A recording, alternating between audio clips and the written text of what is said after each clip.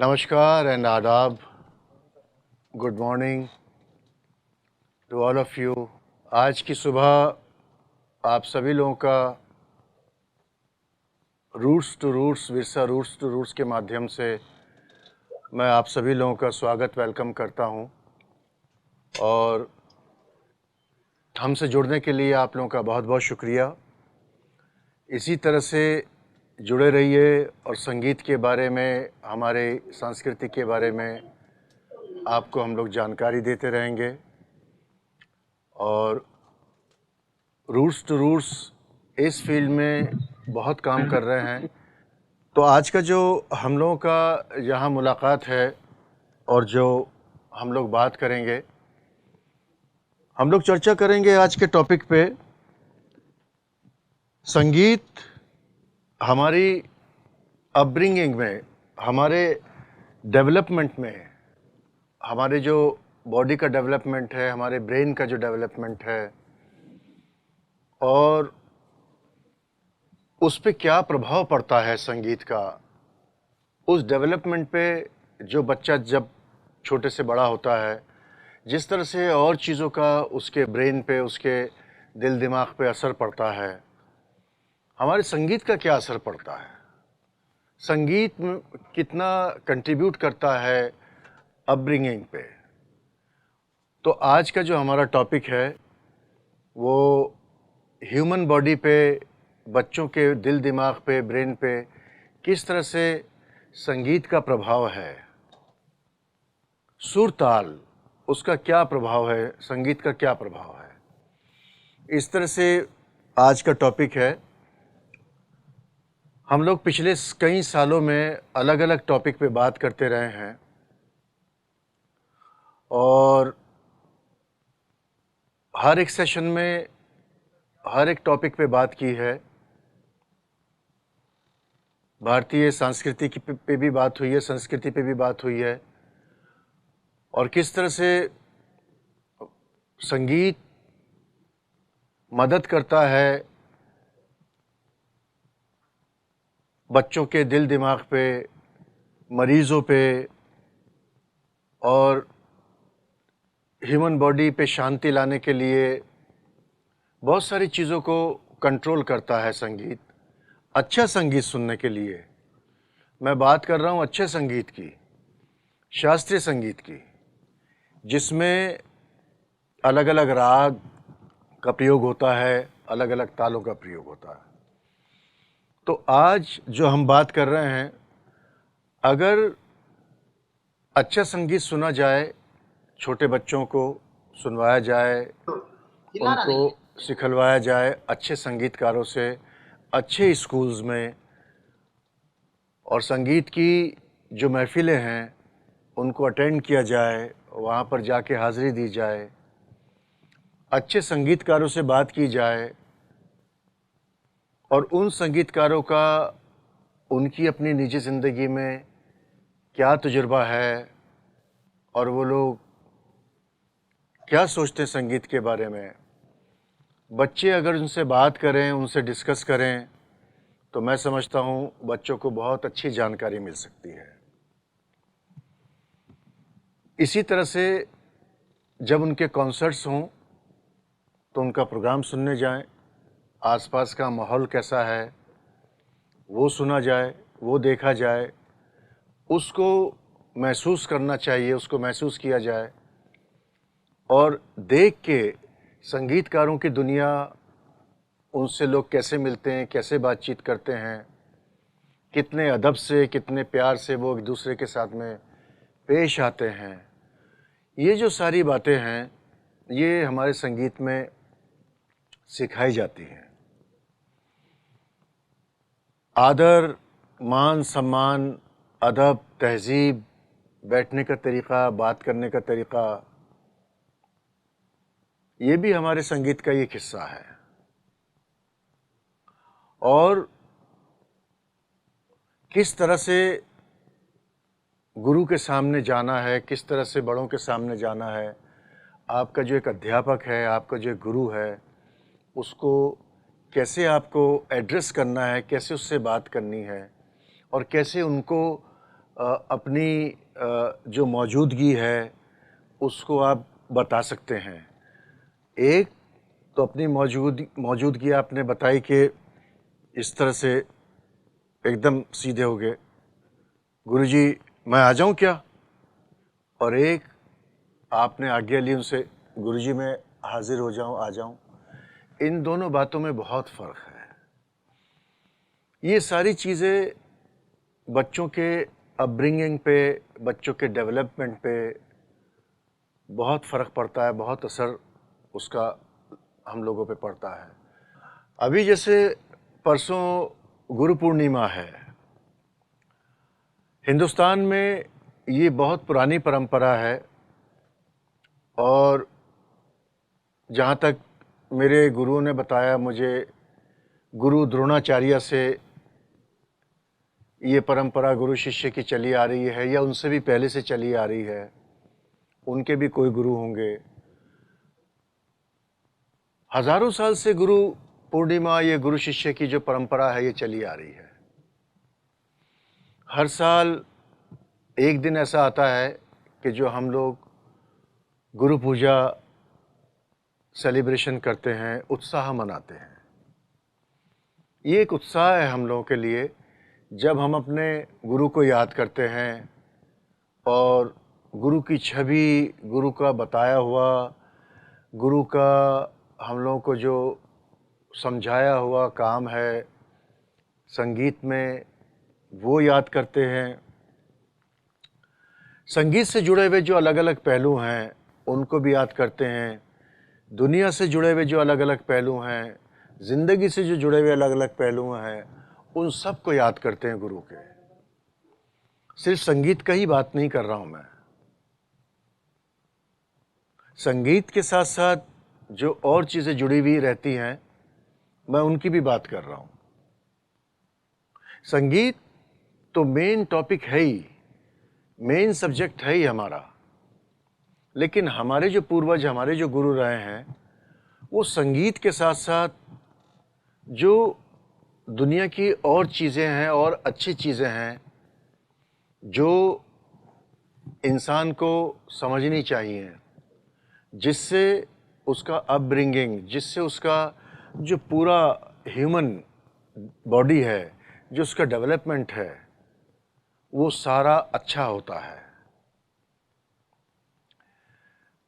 अच्छी चीज़ों को अगर हम सीखेंगे तो हमारी सोच भी अच्छी होगी, हम एक दूसरे से प्यार करेंगे, एक दूसरे के लिए इज्जत बख्शेंगे उनको, उनसे बात करेंगे, मेल जोल बढ़ेगा, दूरियां ख़त्म होंगी और अच्छा होगा कि हमारा तालमेल लोगों से मिलेगा, हम एक दूसरे की परेशानी समझेंगे, उनके लिए मदद करेंगे आगे बढ़ के। इसी तरह से और भी चीज़ें हैं जो हम लोगों को सिखाई जाती हैं और उसका हम लोगों की ज़िंदगी पे बहुत असर पड़ता है। एक अच्छा इंसान अल्लाह पैदा तो करता ही है, ईश्वर उसको जन्म देता है, तो सभी बच्चे अच्छे होते हैं, लेकिन अगर उनमें थोड़ा सा संगीत के भी कुछ अंश, संगीत की भी उनमें तालीम दी जाए तो उनकी सोच, उनकी बातचीत संगीत के माध्यम से बदल जाती है। ये हम लोगों का सोचना भी है और मैंने देखा भी है। जो बच्चे, अभी मेरे छोटे बच्चे भी सीखते हैं मेरे से, जो बच्चे संगीत से जुड़ते हैं, वो बच्चे जो ठीक से खाते पीते नहीं हैं, वो बच्चे जो सुबह उठ के अपने माता पिता को सलाम नहीं करते, प्रणाम नहीं करते, नमस्कार नहीं करते, वो बच्चे भी सुबह को उठ के अपने माँ बाप को नमस्कार करना शुरू कर देते हैं, अपने बड़ों को पाँव छूना शुरू कर देते हैं। जो बच्चे डिसिप्लिन में नहीं होते हैं, संगीतकारों के पास में आके और संगीत की तालीम लेके वो बच्चे भी डिसिप्लिन में हो जाते हैं। जो बच्चे या जो संगीत सीखने वाले जो संगीत के विद्यार्थी हैं,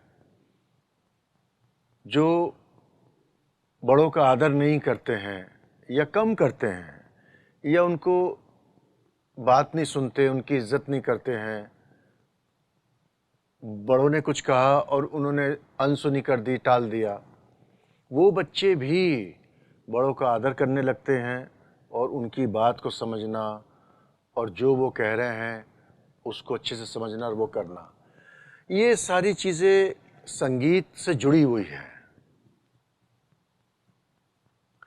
तो इन चीज़ों पे अगर अमल किया जाएगा तो बच्चों का अपब्रिंगिंग बहुत अच्छा होगा। ये आज का हमारा टॉपिक है।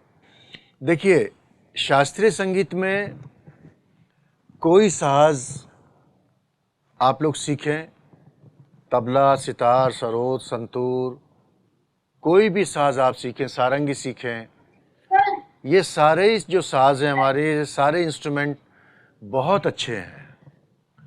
अब आप गाना सुने, गाना सीखें, ये भी बहुत अच्छा है।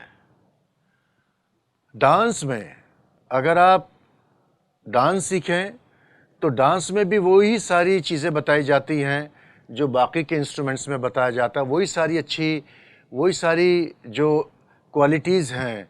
अच्छे संगीत में क्या क्या आपको करना है और बच्चों पे उसका क्या अच्छा असर पड़ेगा, जो सिस्टम है वो पूरे संगीत में, म्यूज़िक, वोकल, म्यूज़िक, डांस में, वो सब में एक सही है। अगर आप इन सारी विधाओं में से कोई एक चीज़ भी सीख सकते हैं या सीखना चाहते हैं तो उन सभी चीज़ों का आपके जीवन पे बहुत अच्छा असर पड़ेगा। क्यों? क्योंकि शास्त्रीय संगीत में एक तो डिसिप्लिन जो हमारी सबकी ज़िंदगी में बहुत ज़रूरी है, डिसिप्लिन बहुत बताता है। शास्त्रीय संगीत में अर्ली राइज, सुबह उठना, जो कि हमारी ज़िंदगी में बहुत अच्छी चीज़ मानी जाती है। आप सुबह उठिए,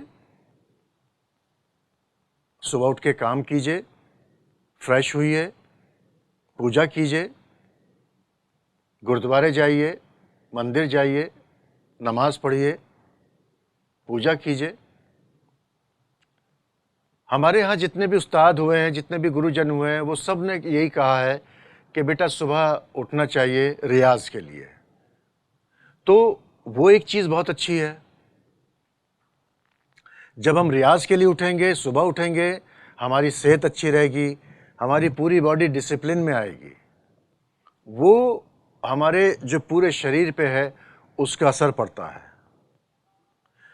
गाएंगे, बजाएंगे, रियाज करेंगे, वो जो हमारे ऊपर से नीचे तक अंदर जो पूरी एक शांति मिलती है, जो एक ऑरा, एक अंदर से आपको एक एनर्जी मिलती है, रियाज की एनर्जी मिलती है, शांति की एनर्जी मिलती है, वो आपके लिए बहुत अच्छी बात है। दूसरा ये है कि शास्त्रीय संगीत में जितना भी आपको बताया जाता है वो सारी ही ईश्वर की भक्ति है, उसमें सारा ही कुछ भजन है, पूरी ईश्वर की भक्ति है उसमें। और वो भक्ति भाव से ही आप रियाज करते हैं, भक्ति भाव से ही आप प्रोग्राम करते हैं। जब तक उसमें भक्ति नहीं होगी तब तक उसमें आपको अच्छा भी नहीं लगेगा शास्त्रीय संगीत, और आप उसको महसूस करके भी नहीं आप बजा सकेंगे। और भक्ति किस चीज़ की होती है? ईश्वर की भक्ति, गुरु की भक्ति। अभी देखिए, परसों गुरु पूजा है हमारे यहाँ।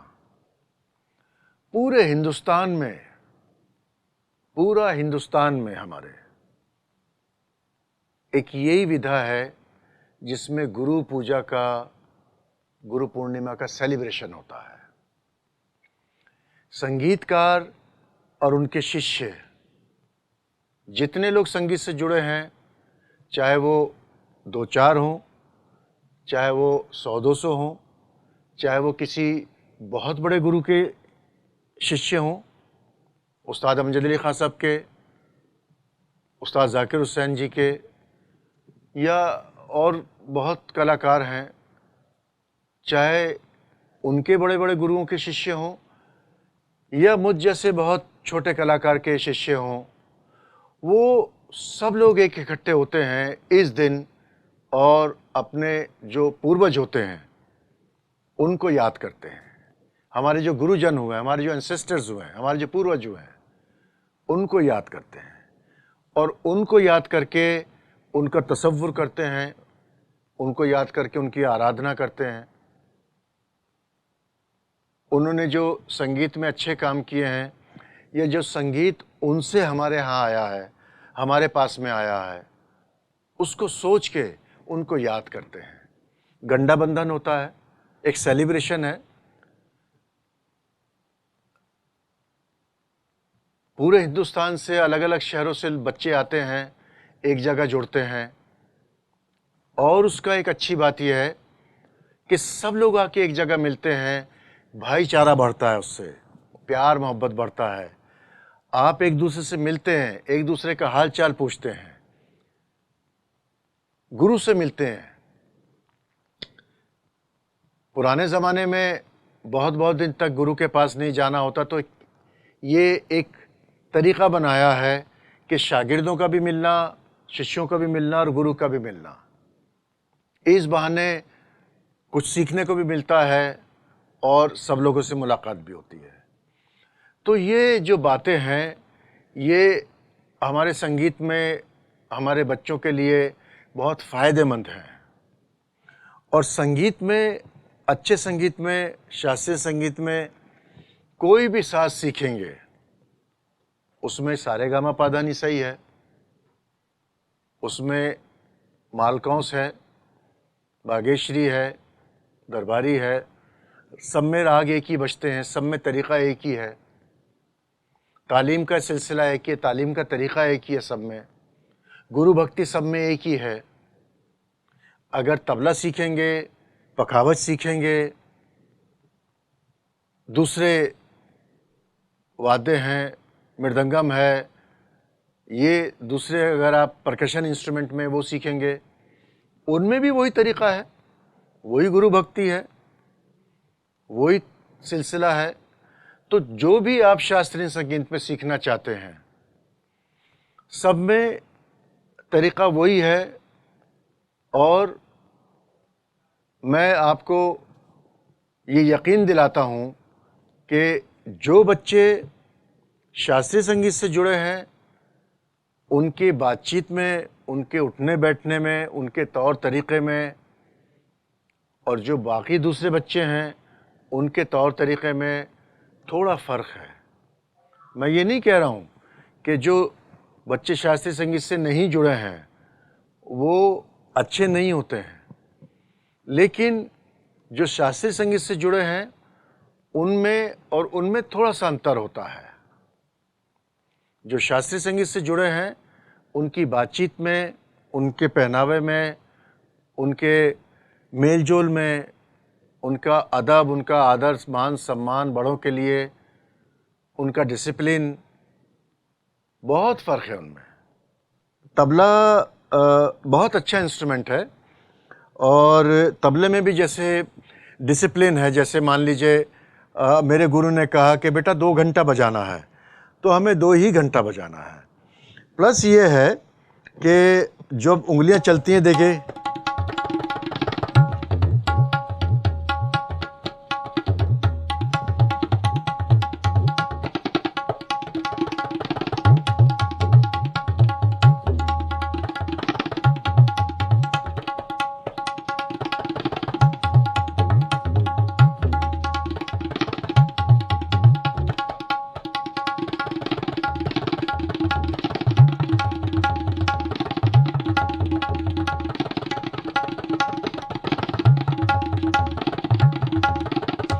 अभी जैसे मैंने ये बजाया, तो आप देखेंगे इसमें कि पूरे शरीर की जो मसल्स हैं उनकी एक साधना है, उनकी एक एक्सरसाइज भी है। और इसमें जो अलग अलग ताल, अलग अलग सुर जैसे बाएं के मैंने ये अलग अलग सुर निकाले, ये अलग सुर है, ताल इसमें बजती है, वो बहुत इफ़ेक्टिव होती है, बड़ा अच्छा लगता है उससे। दूसरा ये है कि ब्रेन का जो कंसंट्रेशन है, दिमाग का जो कंसंट्रेशन है, कि दिमाग से हम लोग सोचते हैं, वो अच्छा है बच्चों के लिए। और परफेक्शन जो है, जैसे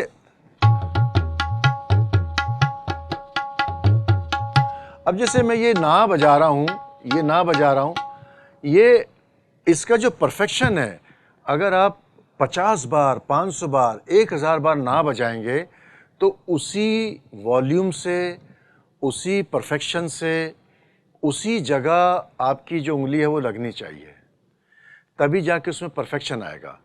मतलब क्या है कि हम लोग परफेक्शन को क्रिएट करते हैं, परफेक्शन को का रिसर्च करते हैं कि किस जगह बजाने से उंगली किस जगह बजेगी तो साउंड एक ही आएगा, सुरीला साउंड आएगा, परफेक्ट साउंड आएगा, रफ साउंड नहीं आना चाहिए।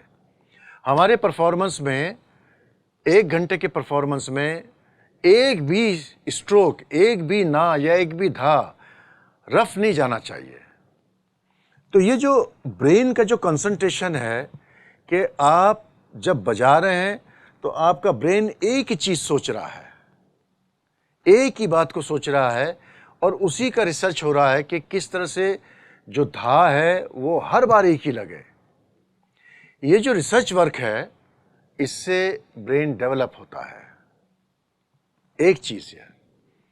दूसरी चीज़ ये है, बच्चों के लिए कैसे अच्छा होता है। दूसरी चीज़ ये है कि हम एक ही टाइम पे बजा भी रहे हैं और हमारा जो ब्रेन है वो सुन भी रहा है, कंसंट्रेट भी कर रहा है जिनके साथ हम बजा रहे हैं, और हमारा जो हाथ है वो भी चल रहा है और हम सोच भी रहे हैं। तो वो जो हमारा ब्रेन एक ही समय में 2-3 चीज़ें करता है, वो जो ट्रेनिंग है, it's a part of training. वो जो ट्रेनिंग है, जो ब्रेन को ट्रेन करना है, वो बहुत बड़ा काम है। वो छोटा काम भी नहीं है और थोड़े दिन का भी काम नहीं है। It takes years and years and years to train our brain। ये जो स्किल का डेवलपमेंट है, ये इसमें सालों लग जाते हैं। तो इस तरह से जो तबला है वो आपके लिए बहुत अच्छा है। आप इसको जब सीखेंगे और इसको जब करेंगे तब आपको लगेगा कि इसमें सोचने में भी अच्छा लगता है और इसको बजा के शांति भी मिलती है। क्लैरिटी कैसे आती है? जब आप एक चीज़ को बार बार करें, ओवर एंड ओवर करें। आप लोग स्कूल में पढ़ते हैं, अगर आपकी मैडम ने या आपके सर ने कहा कि बेटा हैंड राइटिंग को ठीक करना है, तो आप उसको, शब्दों को, लेटर्स को, अंग्रेज़ी के लेटर्स हों, उनको आप अच्छे से लिखते हैं और बार बार लिखते हैं। थोड़े दिन के बाद में हैंड राइटिंग साफ होती है और आपको 100% मार्क्स मिलते हैं। अगर हम जैसे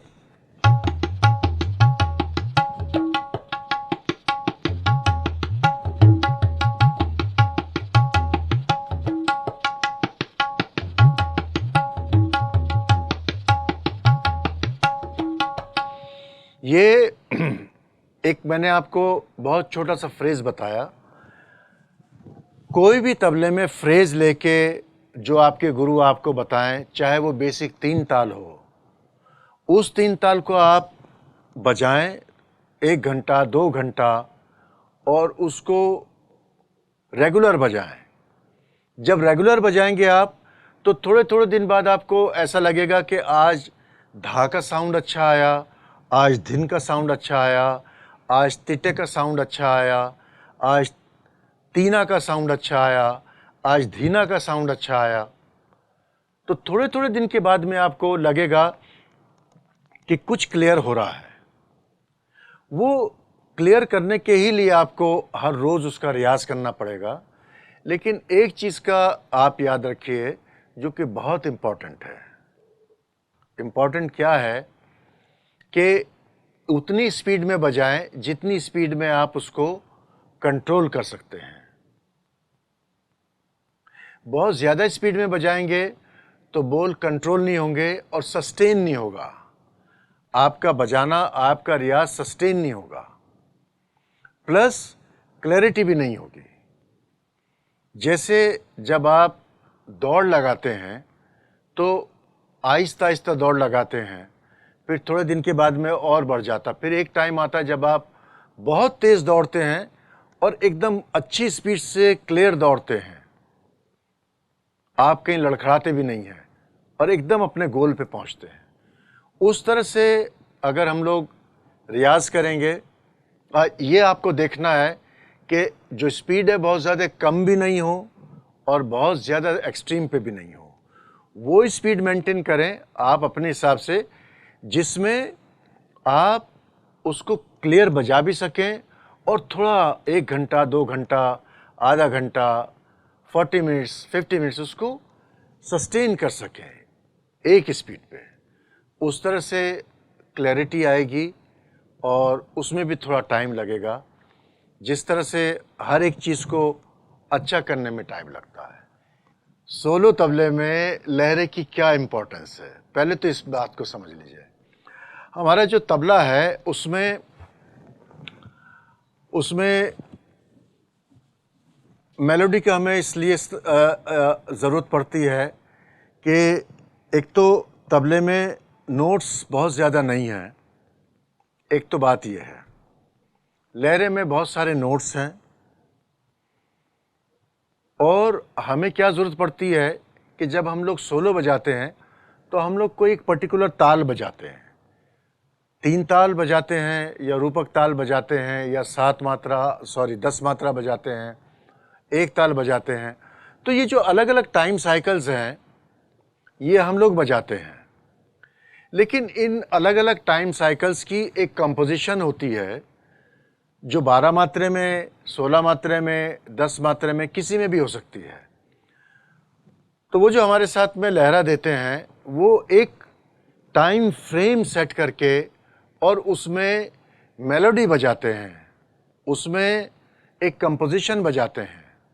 वो कंपोजिशन 12 मात्रे की भी हो सकती है, अगर मैं 12 मात्रे बजा रहा हूँ। अगर मैं 3 ताल बजा रहा हूँ 16 मात्रे, तो वो 16 मात्रे की मेलोडी हमें देंगे, 16 मात्रे की कंपोजिशन देंगे, उसको हम लोग लहरा बोलते हैं।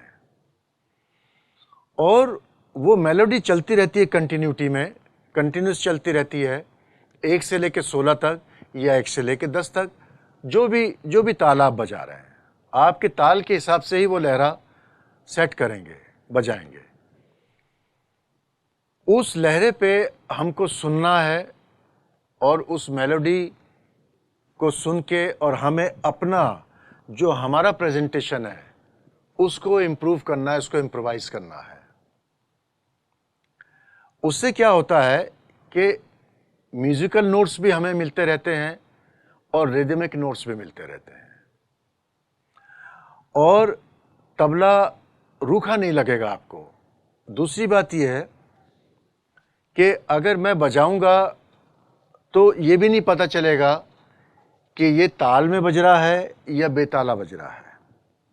जब एक रिदमिक स्ट्रक्चर चलता रहेगा, रिदमिक साइकिल चलती रहेगी, तो सुनने वाले को भी और बजाने वाले को भी ये भी पता रहेगा कि ये ताल में बज रहा है, ये लय में बज रहा है। अभी अगर मैं आपके साथ में ऐसे बजाऊं,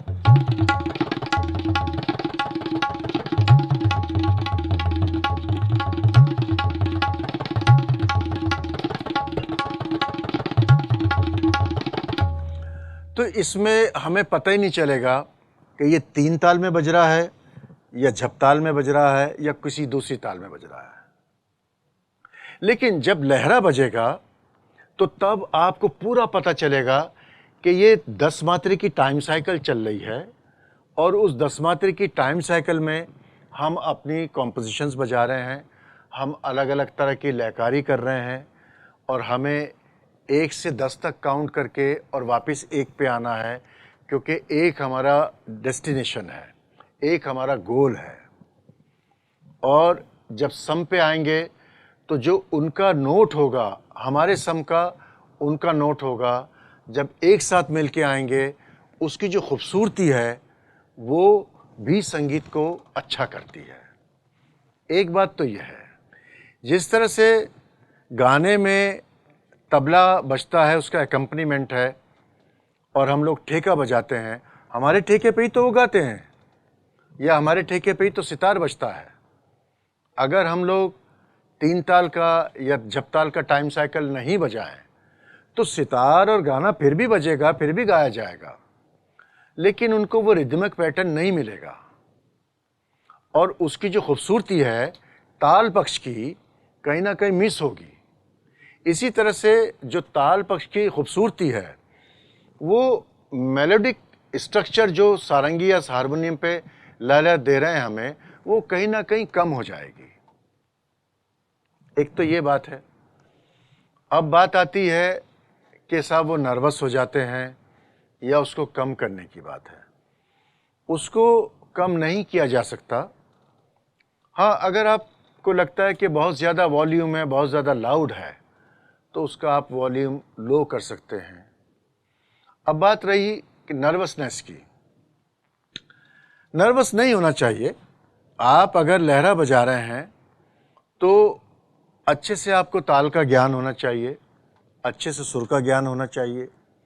अगर आपको ताल का ज्ञान है, और अच्छी बात क्या है, और एक बहुत इम्पॉर्टेंट बात क्या है कि आपको तबले का ज्ञान होना चाहिए, तबले की समझ होनी चाहिए। बोल कहाँ बदल रहे हैं, पैटर्न कैसे बदल रहा है, बोलों की कैसे निटिंग हो रही है, बोल कहाँ कहाँ बुन रहे हैं, कहाँ कहाँ ऐड कर रहे हैं, एडिशनल कहाँ है, सब्सट्रैक्ट कहाँ है, बोल कम कैसे हो रहे हैं, ज़्यादा कैसे हो रहे हैं, बढ़ कैसे रहे हैं, अलग अलग पैटर्न्स कैसे हो रहे हैं। तो ये जो एक निटिंग है, ये तबले के ही माध्यम से, हमारी जो लैंग्वेज है वो तबला ही है। तो अगर सारंगी प्लेयर को या लहरा प्लेयर को थोड़ी भी तबले की समझ है, या थोड़ी भी लयकारी की जानकारी है, तो मुझे लगता है कि वो नर्वस नहीं होंगे और वो भी उसको एंजॉय करेंगे। ठीक उसी तरह जैसे एक तबला वादक है, उस तबला वादक को राग की भी पता होनी चाहिए,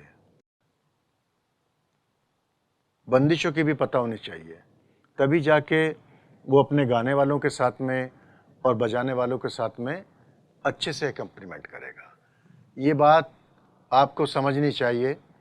अगर आप पुराने ग्रंथों में देखेंगे तो 7.5 मात्रा या 5.5 मात्रा या 13.5 मात्रा इन तालों पे भी या इन मात्राओं पे भी काम किया है। आधे मात्रे का भी काम किया है। धी ना तिरिकिट धी धी ना ताकिट धी ना तिरिकिट धी धी ना ताकिट धी, ये 7.5 मात्रा है। ये जो आधा मात्रा हम लोग बात कर रहे हैं, तो ये पुराने ज़माने में इस पे काम हुआ है और इसको लोगों ने बजाया भी है, आज भी बजाते हैं लोग, लेकिन चलन में नहीं है उतना, रेगुलर नहीं है उतना। बहुत कम चलन में ये ताले हैं, ये मात्राएं हैं, और इनको जब कलाकार अपनी महानता या अपना टैलेंट या अपनी जो गुरु की तालीम है उसको बताते हैं या लयकारी को बताते हैं, तो इसको भी बजाते हैं, इन तालों को भी बजाते हैं। तो ये जो 7.5 मात्रे की ताले हैं, ये सिर्फ 7.5 ही मात्रे की नहीं है, और भी हैं। 5.5 की भी ताले हैं, 13.5 की भी है, 11.5 मात्रे हैं। तो इन तालों पे भी अच्छे गुरु ने काम किया है, लेकिन बहुत ज़्यादा विस्तार से नहीं किया। तो ये जो ताले हैं, इनको हम कह सकते हैं कि पुराने जो ग्रंथ हैं उनमें इन तालों का हवाला दिया है, और ये ताले गुरुजनों ने इनको बजाए भी हैं और इन पे काम भी किया है। जैसे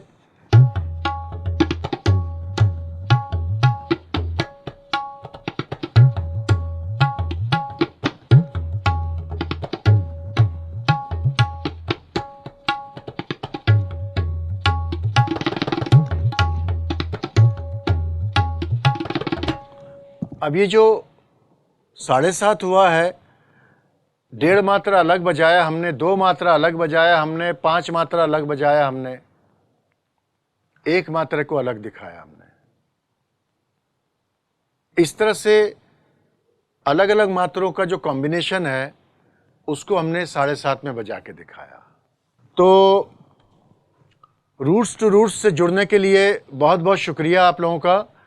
और जो हमारा टॉपिक था वो आज का बहुत ही अच्छा था कि बच्चों का डेवलपमेंट किस तरह से हो सकता है, म्यूज़िक का क्या बच्चों के ब्रेन पे, दिल दिमाग पे उसका असर होता है, कैसे वो डेवलपमेंट हो सकता है बच्चों का अपब्रिंगिंग में।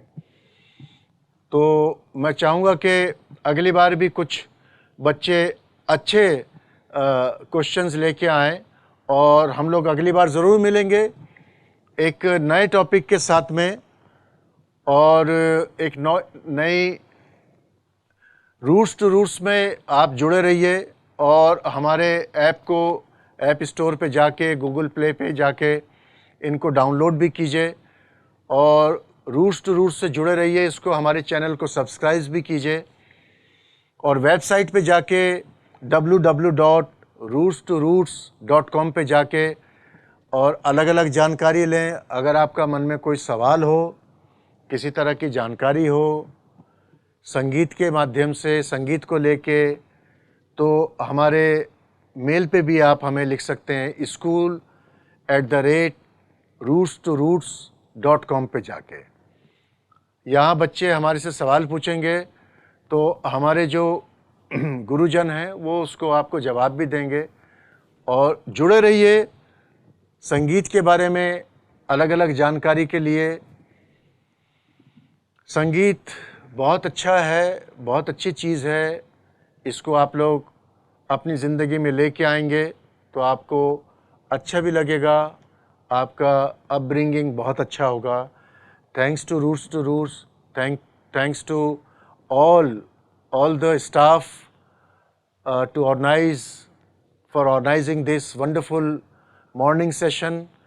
बहुत अच्छा लगा आप लोगों से मिलके और अगले सेशन में हम लोग फिर मिलेंगे। राकेश जी और टीना जी बहुत बहुत शुक्रिया आपका, आपने मुझे याद किया आज। Thank you so much. God bless all of you. खुदा हाफिज़। आदाब। नमस्कार।